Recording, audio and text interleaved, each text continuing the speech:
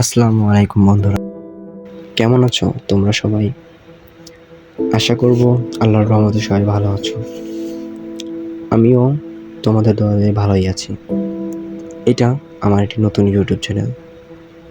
সবাইকে স্বাগতম আমার নতুন ইউটিউব চ্যানেলে। এটা শুধু আমার চ্যানেল না, এটা আমার জার্নি, আমার জীবনের, আমার অনুভূতি। আমি সাব্বির।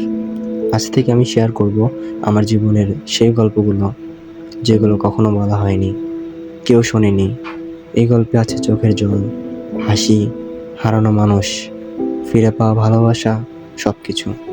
তুমি যদি কখনো অনুভব করো যে কেউ তোমার কথা বোঝে না, তাহলে এখানে এসো, একটু শোনো।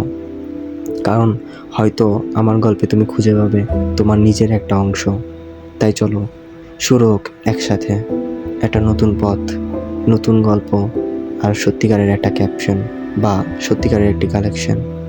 Welcome to my journey. আমি আমার ইউটিউব চ্যানেলে আমার জীবনে ঘটে যাওয়া সমস্ত গল্প তোমাদের সাথে শেয়ার করব। শুধু আমার জীবনে না, বাস্তব জীবনে ঘটে যাওয়া সমস্ত কঠিন সত্য, হাসি, সব কিছুই তোমাদের সাথে শেয়ার করব। আমি তোমাদের মন পছন্দের সমস্ত গল্প নিয়ে আসবো। কোনো রূপকথা বা বানানো গল্প না, সব রিয়েল লাইফ বেস গল্প নিয়ে আসবো তোমাদের জন্য। অনেক কথা বলে ফেললাম, বেশি কথা না বলে চলো আমরা আজকের গল্প শুরু করি। আজকে আমি তোমাদেরকে যে গল্পটি শোনাবো ওইটা আমার জীবনের। আমি গল্পটির নাম দিয়েছি বিহাইন্ড মাই স্মাইল।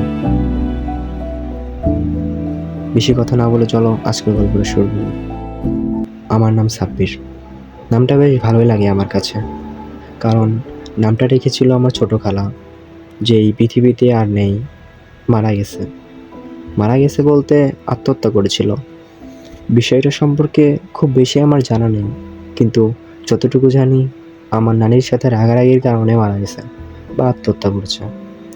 আমার জন্ম একটি মধ্যবিত্ত পরিবারে, কিন্তু কেমন মধ্যবিত্ত সেটা আজও বুঝে উঠতে পারলাম না।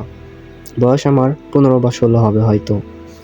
মায়ের কাছ থেকে শোনা এই বয়সটা নাকি খুবই খারাপ, কারণ মানুষ এখান থেকেই ভুল করা শুরু করে, আবেগে জড়ানো শুরু করে, ভালোবাসায় জড়াই।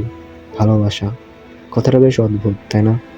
আমার জীবনে এইটা নিয়েই সব মোড়। আম্মু বলে আমার জন্য নাকি এই বয়সটা আরও বেশি খারাপ, বেশি কঠিন, কারণ মা বাবা কেউই আমার কাছে থাকে না। মা প্রবাসী আর বাবা বাবার মতো। আমি থাকি নানুর বাসায়, ছোট্ট ফ্যামিলি। আমি, আমার নানা নানি, মামা মামি আর মামাতো 2 বোন।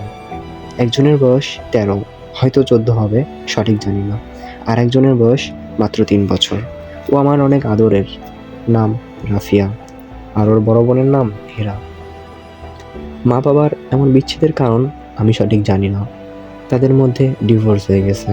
কেউ বলে দোষ আমার বাবার, কেউ বলে মায়ের।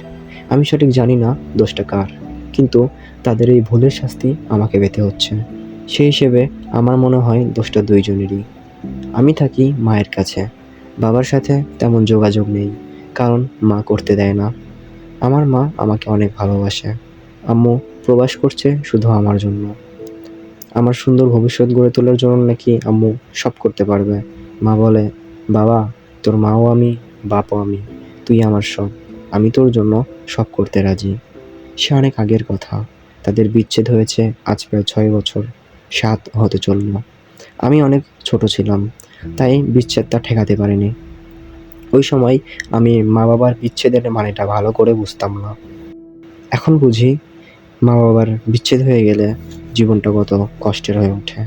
এই জন্যই হয়তো আম্মু বলে আমার জন্য এই বয়সটা পার করা বেশি কষ্টকর। বন্ধুরা, তোমরা এত সময় যেটা শুনলে এটা ছিল ইন্ট্রো, গল্পের ইন্ট্রো। এখন থেকে শুরু হবে আসল গল্প। আজকে আমি তোমাদের সাথে গল্পের চ্যাপ্টার 1 শেয়ার করব, পরবর্তী ভিডিওতে চ্যাপ্টার 2 এবং 3, এভাবে করে পুরো গল্পটা আমি তোমাদের সাথে শেয়ার করব। তো চলো চ্যাপ্টার 1 শুরু করা যাক। চ্যাপ্টার 1। আমার জীবনের শুরুটা একদম অন্যরকম। কেউ যদি ভাবেন সব শিশু আনন্দ আর উল্লাস নিয়ে এই পৃথিবীতে আসে, তাহলে আমি তার ব্যতিক্রম। আমি এসেছিলাম মৃত্যুর দোরগোড়া ছুঁয়ে, একটা কষ্টের ইতিহাস বুকে নিয়ে। আবার আম্মু আব্বু বিয়ে হয়েছিল খুব অল্প বয়সে। আব্বুর বয়স তুলনামূলক বেশি হলেও আম্মু ছিলেন একদমই কিশোরী, মাত্র 12 বা 13 বছর বয়স।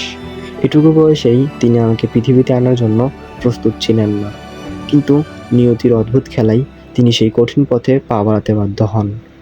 আমার জন্মটা ছিল খুবই কষ্টকর। আমি যখন জন্ম নেই সবাই ধরেই নেয় আমি বোধহয় মৃত। নিঃশ্বাস চলছিল ধীরে ধীরে থেমে আসা একটা বাতাসের মতো, আর হৃদস্পন্দন ছিল যেন থেমে যাওয়া।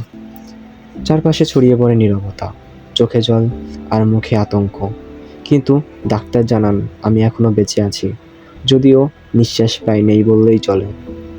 একটানা 1 ঘন্টা আমার পরিবার আর ডাক্তাররা এক অসীম চেষ্টা চালায় আমাকে পৃথিবীতে ধরে রাখার জন্য, এবং ঠিক সেই মুহূর্তে এক আশ্চর্য কান্না ভেসে আসে আমার কণ্ঠ থেকে। জীবনের সেই প্রথম কান্না ছিল আসলে আমার বিজয়ের ঘণ্টাধ্বনি। আমি ফিরে এসেছিলাম মৃত্যুর মুখ থেকে। আমার জন্মের পরপরই আমাকে হাসপাতালে ভর্তি করা হয়, কারণ অবস্থা এতটাই ঝুঁকিপূর্ণ ছিল যে সারানোটাও সংকটজনক। আম্মুর অবস্থাও ভালো ছিল না। এত অল্প বয়সে সন্তান জন্ম দেওয়া তার শরীরের জন্য ভয়ানক বিপজ্জনক ছিল। আমার জন্ম তার শরীরেও এক যুদ্ধের ছাপ ফেলে যায়। জন্মের সময় আমার আব্বু ছিলেন বাজারে। খবর পেয়ে তিনি ছুটে আসেন, আর আমাকে দেখে চোখে আনন্দের জল নিয়ে বুঝে যান এই সন্তান যেন তার জীবনের সবচেয়ে বড় প্রাপ্তি। এভাবেই আমার জীবনের শুরু। এক অন্ধকার সময়ে জন্ম নিয়েও আমি ফিরে এসেছিলাম আলোয়। আমি জানতাম না সামনে আরও কত রকম গল্প অপেক্ষা করছে আমার জন্য, কিন্তু এটুকু বুঝেছিলাম জীবনটা আমাকে সহজে কিছু দেবে না, আমাকে তা লড়ে আদায় করে নিতে হবে। বন্ধুরা, গল্পটি কেমন লাগলো সেটা অবশ্যই কমেন্টে জানাবে। আর এই গল্পের পার্ট 2 মানে চ্যাপ্টার 2 ও 3 শুনতে অবশ্যই চ্যানেলটিকে সাবস্ক্রাইব করে আমার পাশে থাকবে। আর এর থেকেও মজার মজার গল্প আমি তোমাদের জন্য নিয়ে আসবো। তোমাদের মাঝের কারোর জীবনীও আমি আমার ইউটিউব চ্যানেলে আনতে পারি। সো অবশ্যই সাবস্ক্রাইব করে আমার পাশে থেকো। আর যদি গল্পটা ভালো লেগে থাকে তাহলে একটা লাইক করে দিও। আজকের মতো এ পর্যন্তই বিদায় নিচ্ছি। ভালো থেকো সবাই, সুস্থ থেকো। আল্লাহ হাফেজ।